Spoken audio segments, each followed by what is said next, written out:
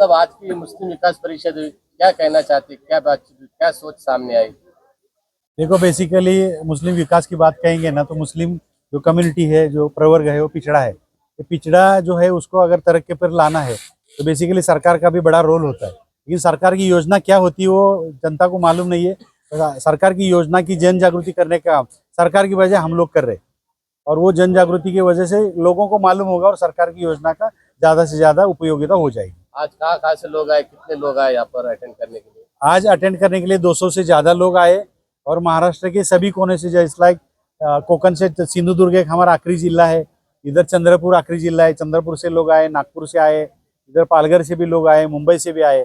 महाराष्ट्र के सभी कोने से लोग यहाँ पर मौजूद हैं। परिषद की क्या भूमिका गई, कौन कौन से सब्जेक्ट पे बात हुई? बेसिकली हमारा परिषद का जो कहना है कि योजना पहुंचने तक का जो रोड चाहिए था वो रोड नहीं था, लेकिन अपनी तंजीम जो है महामाइनॉरिटी एनजीओ फोरम ने 4 साल मेहनत करके वो रोड बना दिया है। यानी कि योजना सरकार से लाभार्थी तक कैसे पहुंचेगी, लेकिन अभी योजना की गाड़ी शुरू करना पड़ेगी। यानी कि जैसे कि योजना पर बजट चाहिए, अच्छी योजना के जो कड़क अति शर्ती उसमें नियम जो कड़क है उसको रिलैक्स करना पड़ेगा, और योजना की जन जागृति करना पड़ेगी, तो ये सब तरक्की हो सकती है। तर मुस्लिम विकास परिषदेच्या माध्यमातून स्किल बेसिकवर जे एज्युकेशनच्या बाबतीत समजा कशी चर्चा झाली, त्या चर्चेमध्ये जास्तीत जास्त मुलांना कसं स्किल बेस शिकवता येईल हे काय प्रयत्न आहे? आता राज्य शासनाच्या धोरणाचा आम्ही स्किलच्या धोरणाचा आम्ही अभ्यास करतोय। त्याचे जे शासन निर्णय निघाले त्याच्यावर आमचं लक्ष आहे। आता सध्या राज्य शासनाने राज्यातील 27,000 अल्पसंख्याक युवकांना कौशल्य प्रशिक्षण स्किल द्यायचं धोरण आखलंय। त्याचा GRE निघाला, त्याच्यावर 100 कोटीची तरतुदी झालेली आहे। 100 कोटीमधली 17 कोटीची ऑर्डर सुद्धा झालेली आहे, आणि त्याच्यासाठी सुद्धा काही 20-25 संस्थांची नियुक्ती झालेली आहे। आता त्या नियुक्तीमध्ये अजून इतकं डिटेल नाहीये की ते कोणत्या कोर्सला प्रशिक्षण देणार आहे, परंतु समाजाच्या सामाजिक संस्था असतील यांना कधी शासनाने विचारात घेतलं नाही या समाजाकडे कोणता कौशल्य आहे, आणि त्याच्यात आपण थोडी जोड दिली तर यांना कौशल्य वृद्धी होऊ शकते, आणि कौशल्य वृद्धी होऊन त्यांचं मेरिट वाढेल, कौशल्य वाढेल। असं धोरण अजून तर तयार झालेलं नाही, परंतु आम्ही अल्पसंख्याक आताचे नवोदित जे अल्पसंख्याक मंत्री महोदय आहेत त्यांच्याशी आम्ही राबता केलेला आहे, पाठपुरावा केलेला आहे, आणि त्यांना ते आम्हाला चर्चेसाठी बोलवलेलं आहे। त्याच मुस्लिम समाजाच्या कॉलेजेस आहेत त्यामध्ये जर ऑटोमॅटिकली जर समजा चालू केलेत हे कोर्स तर असं होऊ शकत नाही? असं होऊ शकतं, शासनाचं धोरणही आहे। शासनाचा पूर्वीचा अनुभव आपण जर बघितला तर कौशल्य प्रशिक्षणासाठी त्यांनी वेगवेगळ्या संस्थांची नियुक्ती केली होती, पण त्याच्यामध्ये पारदर्शकरित्या कौशल्य प्रोग्राम राबवले गेले नाहीत। त्यामुळे आता शासनाची भूमिका अशी आहे की महाविद्यालय असतील, विद्यालय असतील, या विद्यालयांनीच यांचं स्किल कौशल्याचं ट्रेनिंग द्यावीत, आणि हे सगळे शासनाच्या नियंत्रणात असणार। शासकीय यंत्रणेत त्यांच्यावर मॉनिटरिंग असतं। त्यामुळे आता विद्यालय असतील, महाविद्यालय असतील, याच्यामध्ये कौशल्य विकास केंद्र निर्माण होणार आहेत, आणि आम्ही त्या दृष्टीनं शैक्षणिक संस्थांना जागृत करतो। आज सरकार भाजपची मुस्लिम समाजाकडे बघण्याच्या दृष्टीने फार विचित्र आहे। अशा परिस्थितीत आपण कशी भूमिका स्पष्ट कराल, कोणत्या तोंडाने त्या सरकार पुढे जाणार? हे बघा, याच्यात म्हणजे आहे ना, याच्यात आपण विकासाचा मुद्दा आहे, याच्यामध्ये राजकीय मुद्दा आम्ही कधी घेत नाही। आमची जी संस्था आहे ती अराजकीय आहे। आम्ही सर्व पक्षीयांच्या बरोबर बोलतो, आणि सत्तेत जो बसलाय त्याच्याजवळ आम्ही मागायला जातो। आपलं मूल आईबापालाच मागेल, कुणाला मागणार ते? सत्तेत जे बसलेत त्यांच्याकडे आम्हाला मागायला जायचं, संविधानिक तो आमचा अधिकार आहे, आणि आम्ही संविधानिक तरी पद्धतीनं जर आमच्या मागण्या कागदोपत्री व्यवस्थित जर पुटअप केल्या तर त्या मान्य होतात, आणि त्या मान्य झालेल्या आहेत। याचा आम्हाला आढावा आहे। सरकार भाजप चालवतं आहे की काँग्रेस चालवते, आघाडी चालवते की युती चालवते, हा आम्हाला मॅटर करत नाहीये।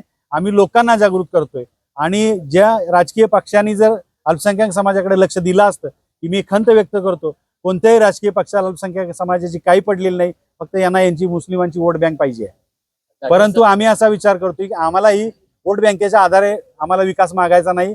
आमची जी आर्थिक, सामाजिक, शैक्षणिक स्थिती आहे त्याचं अवलोकन करून, त्याचं सर्वेक्षण करून त्याच्या आम्ही मागण्या करतोय, आणि संविधानिक पद्धतीनं मागण्या, शास्त्रोक्त पद्धतीने आम्ही मागण्या करतोय, तसा पाठपुरावा करतोय, आणि त्याच्यानुसार मागण्या आमच्या मंजूर होऊ लागलेल्या आहेत। त्यामुळे आमच्या मनात काही शंका नाही। जाकीरभाई, काल एक पत्रकार परिषद झाली, त्याबद्दल तुमच्या नावाने तुमच्या परिषदेविषयी ऑब्जेक्शन घेण्यात आलं।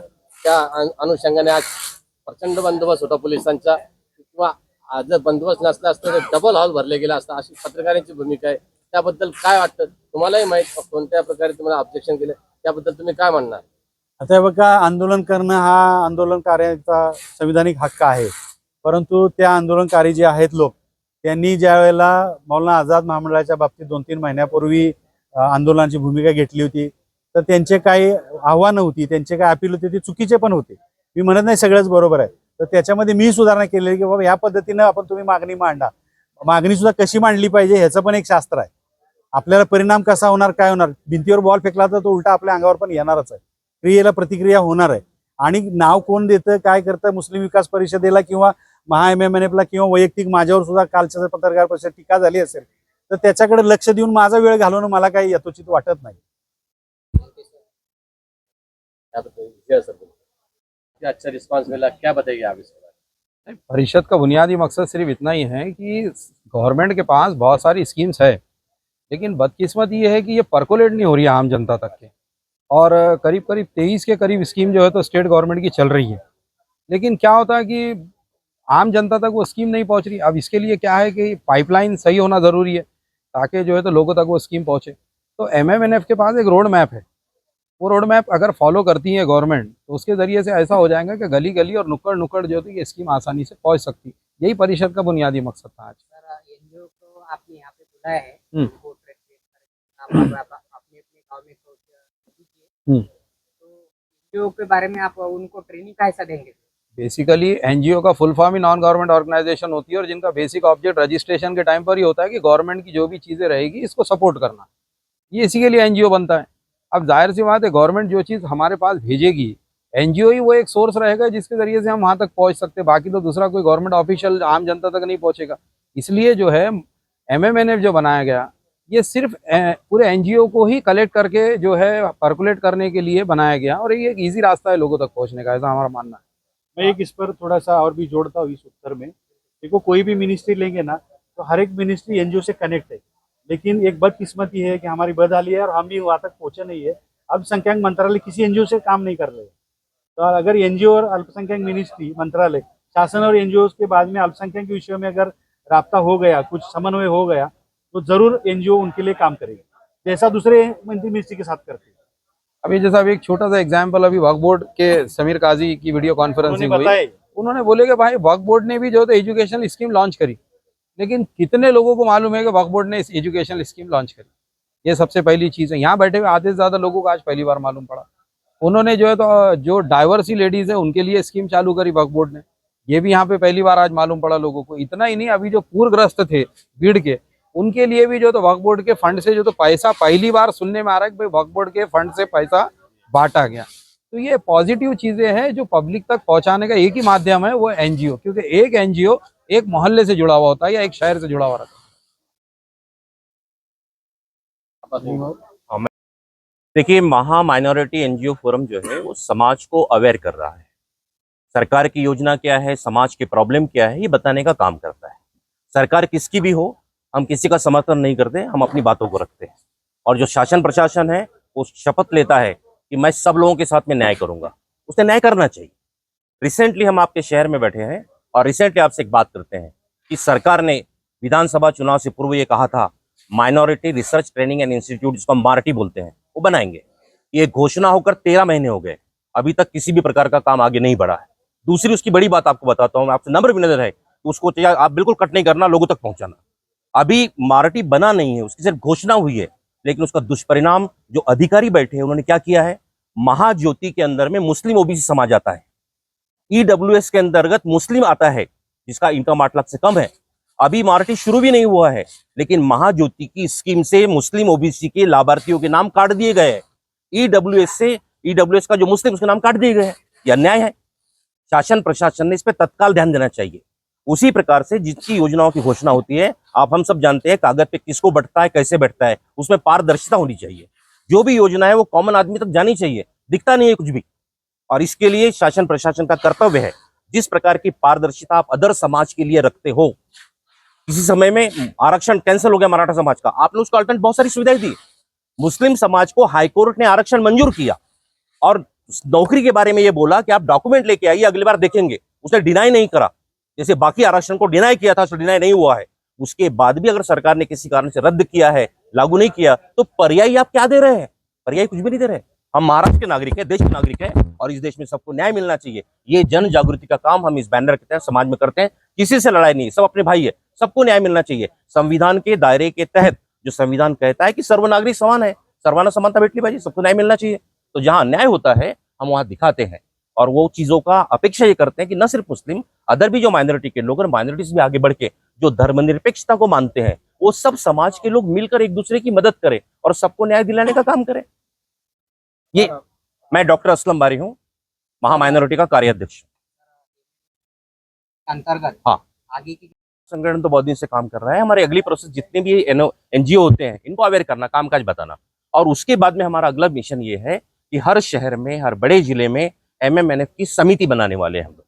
और वो समिति के माध्यम से, अब एक जगह सब लोग नहीं आ पाते हैं, हम उनके जिले में जाएंगे, हम उनके गांव में जाएंगे, उनको ट्रेनिंग बताएंगे, मालूमात करेंगे। लड़ना नहीं है, सरकार से लड़ना नहीं है, संविधान के दायरे में पब्लिक को जागरूक करना है। और अपनी अगर मांग भी रखनी है तो संविधान के दायरे में रखना है, अनशन कुछ भी बात नहीं करना है, जो नियम में बैठता है वो मिलना चाहिए। तो इस प्रकार का हम हर शहर में, हर जिले में अपना नेटवर्क खड़ा करने वाले हैं, वहां लोगों को साथ में लेने वाले हैं। और शासन प्रशासन किसका भी रहे, सबके साथ मिलकर सबका विकास जो कहा जाता है वो रियल में होना चाहिए, इसके लिए हम काम करेंगे। और खास करके हम हमारे समाज के जो वर्ग है, अलग अलग वर्ग है, हम सबको ये कहेंगे कि भैया संविधान है, देश है, नियम से चलना है, कहीं भी आरे रावी, झगड़ा, मगरूरी, गुंडागर्दी नहीं करना है, सबको न्याय के साथ चलना है। और ये संगठन, इसके नेता सब मिलकर काम करेंगे, सरकार के लोगों से भी बात करेंगे, राजनीतिक नेताओं से भी बात करेंगे, सबको मिलकर देश को आगे बढ़ाने का मिशन चलाना है। ये हमारा अगली रणनीति साहब है। एक सवाल, आखिरी सवाल है जी। यहाँ पे मुस्लिम समाज पे ढेर सारी समस्या हाँ। है, शिक्षित वर्ग काफी कम है और कई बड़े शहरों में गलत गलत कामों में समाज आगे आ जा रहा है। राइट। जैसे हमारा औरंगाबाद, जालना में हाँ। टैबलेट खाना, जी बिल्कुल। गुंडागिर्दी Yes. वगैरह इस तरह की हरकत हो रही है। हाँ। तो हमें लगता है कि पहले हम शिक्षित वर्ग कैसे बनाए, इन लोगों को कैसा रोक बिल्कुल बिल्कुल क्या बिल्कुल। इस पे Right, आप काम करेंगे? हाँ बिल्कुल बिल्कुल, बेशक। देखिए, हमारा संगठन बनने के बाद में, समिति बनने के बाद में, ये जो हमारे मुद्दे जो आपने भी कहा कि नेचुरली जो देश के मुद्दे हैं और युवा पीढ़ी बर्बाद हो रही है, चाहे वो पिछले जमाने में दारू थी, अभी MD आ गया है, जुआ है, रातों को जागना है, जो प्रकार है ये कोई ठीक नहीं है। तो हम हमारे मिशन में समाज को ये भी कहेंगे कि ये गलत चीजें हैं, आप इससे दूर आइए। हम इसके लिए हमारे जो बुद्धिजीवी लोग हैं उनकी मदद लेंगे, हमारे जो धार्मिक लोग हैं उनकी भी मदद लेंगे कि भैया ये चीजें नहीं चाहिए। हमारा धर्म भी कहता है कि चीजें नहीं चाहिए, लेकिन जो तबका खड़ा हो गया है, जो युवा पीढ़ी आई है, और आपको एक है कि हर चीज, अच्छी बुरी चीज के पीछे अलग अलग प्रकार के भी लोग होते हैं। तो बिजनेस को जिसको एक बात ऐसी सामने आई साहब, ये एक महीने में हाँ। संविधान के खिलाफ हाँ। ऐसे कुछ आरोपी मुजरिम पकड़े गया, हाँ। तो वो उनके घर तक 4-4 किलोमीटर तक ऐसे हथकड़ियां पहना के ले गया, हाँ। जो संविधान की घटना में कहीं नहीं, भी नहीं नहीं, बैठता। बिल्कुल, बिल्कुल, गलत है। आप उसने गुनाह किया, मुजरिम किया, गलत है, आप उसको सजा दो, जेल में बंद करो, बिल्कुल। उसकी कार्रवाई करो, अदालती कार्रवाई करो, एकदम राइट। लेकिन ये संविधान के खिलाफ हो रहा है। शादी करना, उसको 4-4 किलोमीटर हाँ। तक लेके जा रहा है और ऐसा बताया जा रहा है कि देखो हाँ। अगर कोई मुस्लिम आदमी ऐसा करता है तो हम ऐसे उसको रास्ते से निकालेंगे। कहा के होने आए। आपकी बात बिल्कुल सही है, जो हो रहा है वो गलत हो रहा है, लेकिन क्या है कि जो माहौल बना है और कुछ लोगों ने जानबूझ के बना लिया है और हर चीज का दोष मुस्लिम कम्युनिटी को दे दिया है कि ये रिस्पॉन्सिबल है, वो गुनेगार हो या ना हो। आपके टीवी, आपकी बात नहीं, जनरल बात करता हूँ, टीवी पर पहले पट्टी चलती है कि अगर मुस्लिम समाज का आदमी गुनेगार मिलता है तो टीवी पर उसका नाम आता है, दूसरे समाज का तो नाम नहीं आता है, तो दोषी है तो ऐसा ऐसा सांगितला जातो। एक माहौल बन गया है। तो हम ये चाहेंगे कि गुनेगार गुनेगार है, वो किसी भी समाज का हो, उसके साथ सबको एक रूप से न्याय मिलना चाहिए।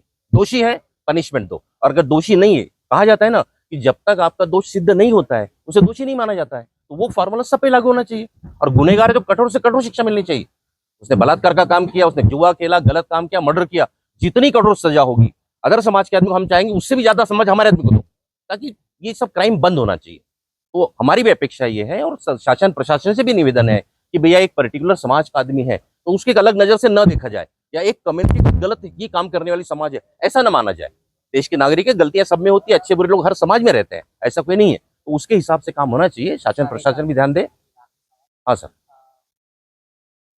संस्कार में उनके भाषण में कि ज्यादा से ज्यादा उर्दू को हाँ। एक हाँ। ट्रैक होते हैं। ओके। तो अगर 10वीं तक समझो उन्होंने उर्दू में पढ़ाई की, हाँ। तो 10वीं के बाद में जो ये रही थी पढ़ाई, तो हाँ। उसमें वो क्या आगे जा सकते हैं? देखिए, उसके लिए कुछ ऐसा आपका ये यस यस, देखिए ये अभी पुरानी बात होगी। 10वीं के बाद, 12वीं के बाद उर्दू का कोई स्कोप नहीं था। हम लोगों ने हमारे जमाने में आंदोलन करे, लड़ाई करे, और आपको बताते चले कि जो मेडिकल एंट्रेंस होता है अभी नीट बन गया है।